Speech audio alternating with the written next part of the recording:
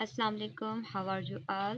Today we are going to start unit number 11 and numerical number 1. Numerical problem. The statement here is a normal conversation involves sound intensities of about 3 multiplied 10 raised to the power minus 6 watt per meter square. What is the decibel level for this intensity and what is the intensity of the sound for 100 decibel? Statement के अंदर हमें two values given है और दो ही चीज़ें पूछी गई हैं।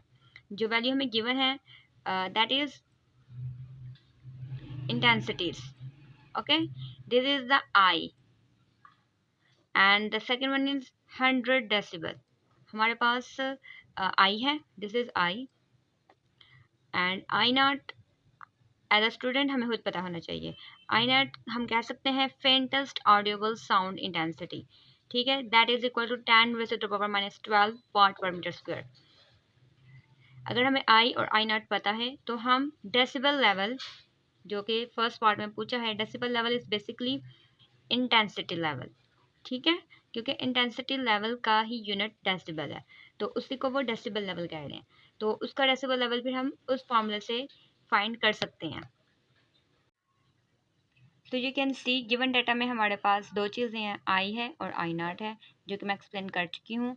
This is a constant, so we should learn.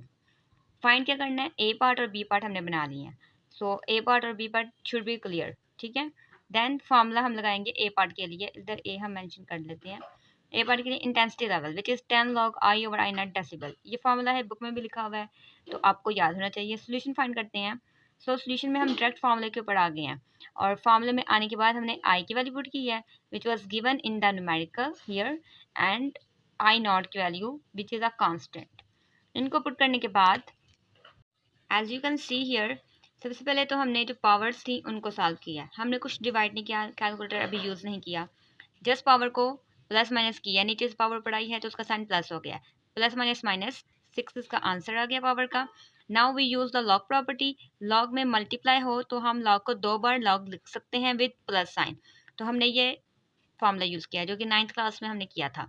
Then जब लॉग 2 में कन्वर्ट हो गया है, इसकी प्रॉपर्टी लग गई है और मल्टीप्लाई का साइन प्लस में चला गया है, तो यहाँ पे इस स्टेप में जहाँ पे टिक लगाया है, इस स्टेप में हमने लॉग की सेकंड प्रॉपर्टी यूज़ की है which is the power property, के पहले पावर 6 log 10 हो गया। अब हमने कैलकुलेटर पकड़ना है और log 3 और log 10 की वैल्यू पता करनी है। log 10 is also constant which is equal to 1, तो ये भी याद कर लेना चाहिए, log 10 इक्वल टू 1। सो ये हो गया हमारे पास 1 और log 3 का आप कैलकुलेटर में डालेंगे तो आपको 0.4771 देगा।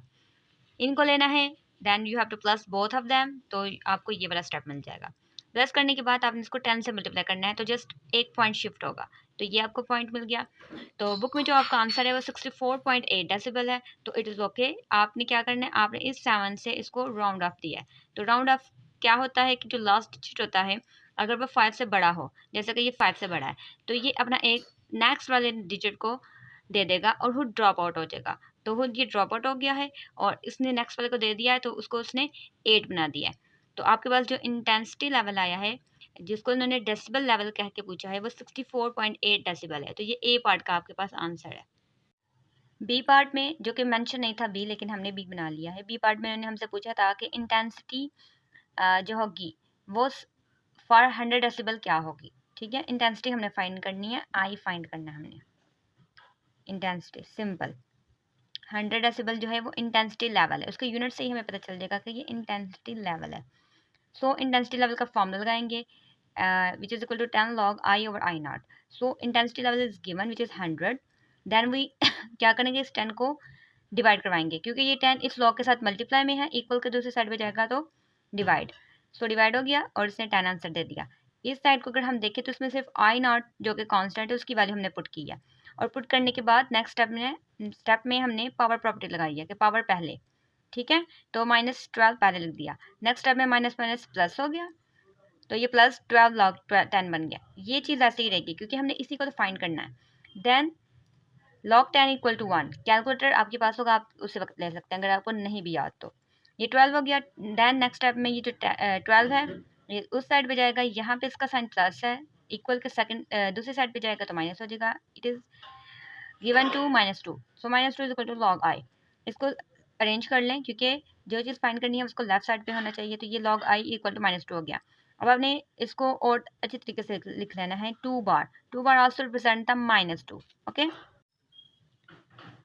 सो क्योंकि जो हमारा आई है वो लॉग के अंदर था, तो log I is equal to 2 बार हमारा आया है पीछे।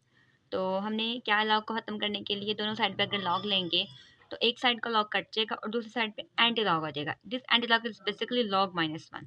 तो लिखना काफ़ी अजीब लगता है तो उसको एंटी लॉग लिखा जाता है।